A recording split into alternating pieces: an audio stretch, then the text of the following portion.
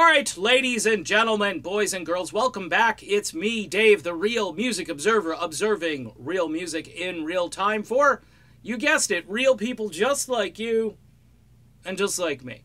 Some people call me Harmless Dave because I'm completely harmless. This is a channel about music, okay? All right, so Maroon 5 playing the Super Bowl? Pfft, no. I'm not going to be tuning in to hear Maroon 5.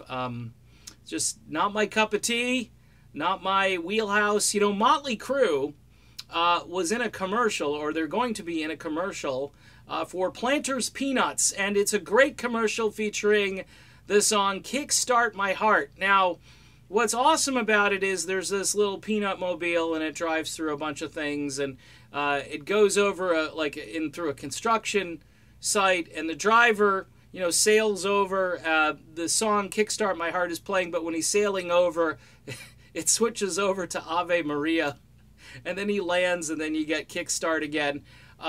The truck or van or whatever it is shows up at a Super Bowl party where some of the patrons there are eating kale chips, but the peanut guy dives and slides the peanuts over and knocks the kale chips out, and the party is saved, and Kickstart My Heart is playing in the background.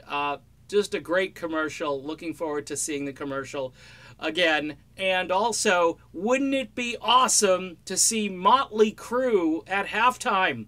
I mean, it's just weird. They feature all this great music in commercials, but they don't feature it at halftime. And look, I get it, you know, they're looking at all these different demographics. You know, my first choice, I threw it out there early on, was George Thorogood and the Delaware Destroyers. Because nothing speaks football to me like a good Bad to the Bone or any of the George Thorogood selections. One bourbon. Imagine hearing one bourbon, one scotch, and one beer, like the 10-minute version.